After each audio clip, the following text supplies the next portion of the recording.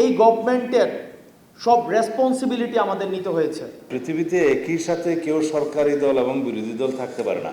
আজকে এই বাহানা, কালকে এই বাহানা, পরশু এই বাহানা দিয়ে নির্বাচনকে বাধাগ্রস্ত করতে চাচ্ছেন কেন? অন্তর্বর্তী সরকারের ছাত্র প্রতিনিধি জুলাই সনদ নিয়ে আলোচনার মধ্যেই জামায়াত সহ কয়েকটি ইসলামী দলের রাজপথে নামা নিয়ে নানা আলোচনা বিতর্ক রাজনৈতিক মহলে। যে সমস্যাগুলো সেগুলো চিহ্নিত করার ক্ষেত্রে শনিবার রাজধানীর ডিপ্লোমা ইঞ্জিনিয়ার্স ইনস্টিটিউটে তারুণ্যের রাষ্ট্রচিন্তার তৃতীয় সংলাপে রাজনীতিকদের কথাই ঘুরে ফিরে আসে এসব প্রসঙ্গ। সংলাপে এনসিপির মুখ্য সংগঠক হাসনাত আব্দুল্লাহ বলেন, অন্তর্বর্তী সরকারে অন্যান্য দলের অংশ থাকলেও সব ব্যর্থতার একক দায় নিতে হচ্ছে এনসিপিকে। আমাদের স্ট্যাটাসটা হয়েছিল এমন, রেসপন্সিবিলিটি উইদাউট অথরিটি। এখানে জামাতে ইসলামের প্রপোজড অনেক এখানে উপদেষ্টা হয়েছে, এখানে বিএনপি প্রপোজড অনেকে উপদেষ্টা হয়েছে, কিন্তু এই গভর্নমেন্টের যত ধরনের ব্যর্থতা, যত ধরনের সীমাবদ্ধতা, আমাদের প্রত্যাশা এবং প্রাপ্তির মধ্যে যে দৃশ্যমান ব্যবধানটি রয়েছে, সেই ব্যবধানটির পুরোটা দায়ভার এনসিপির নিতে হয়েছে। রোজকার সাধারণ খাবার এখন হবে অসাধারণ। প্রাণ স্বাদের মশলা, স্বাদ বাড়ায়, ঘ্রাণ ছড়ায়। অর্থাৎ এনসিপির এই রাজনীতিটা শুরু করেছে এই গভর্নমেন্টের দায় নিয়ে। জবাবে বিএনপির স্থায়ী কমিটির সদস্য সালাউদ্দিন আহমদ বলেন, অন্তর্বর্তী সরকারের ছাত্র প্রতিনিধিদের যোগদান সঠিক সিদ্ধান্ত ছিল না, ফলে প্রেসার গ্রুপ হিসেবে ভূমিকা রাখার উপযোগিতা হারিয়েছেন অভ্যুত্থানের ছাত্র নেতারা। পৃথিবীতে একই সাথে কেউ সরকারি দল এবং বিরোধী দল থাকতে পারে না।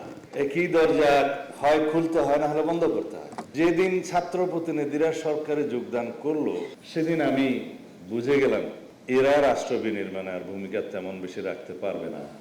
এখনো তারা ছাত্র প্রতিনিধি হিসেবে যারা সরকারে বসে আছে, প্রতিদিনই তাদেরকে লায়াবিলিটি কাঁধে নিতে হচ্ছে।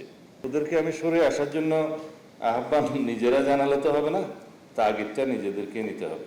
আলোচনার মধ্যে জামায়াত সহ কয়েকটি দলের রাস্তায় নামার সমালোচনাও করেন সালাউদ্দিন আহমদ। প্রশ্ন রাখেন, একটি দলের নেতাদের বক্তব্যে সরকারে যাওয়ার আত্মবিশ্বাস দেখা গেল, নির্বাচনে ভয় কেন? তো ভাই সব আপনারা কি নির্ধারণ করে দিয়েছেন বিএনপি বিরোধী দলে যাবে নাকি জনগণ করবে? আপনারা যখন এত বেশি কনফিডেন্ট হলেন, আত্মবিশ্বাসী হলেন যে সরকারি দল হবেন, তাহলে নির্বাচন না আসেন না কেন? আজকে এই বাহানা, কালকে এই বাহানা, পরশু এই বাহানা দিয়ে নির্বাচনকে বাধাগ্রস্ত করতে চাচ্ছেন কেন? উদ্দেশ্য কি সেটা তো আমরা জানি। আরো একটু কিছুদিন পরে বলবো কাদেরকে নিয়ে আপনারা আন্দোলন করছেন এখন যুগপথের সঙ্গে, সেটা জনগণ দেখছে। তাদের মধ্যে একটি দল আছে 2024 সালের 7 জানুয়ারি আমিডামি নির্বাচনে অংশগ্রহণ করেছিল। তারা যদি যুগপথের সঙ্গে হলে নিষ্পাপ হয়, তাহলে বাকি যারা 28টা দল দামি দামি নির্বাচনে আওয়ামী লীগের সঙ্গে হয়েছিল, তারা কি মহাপাপী?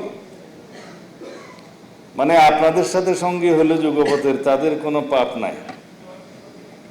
এই নীতি সঠিক নয়। আলোচনার টেবিল এবং আন্দোলন দুইটা যদি একই ইস্যুতে হয়, তাহলে এটাও স্ববিরোধিতা।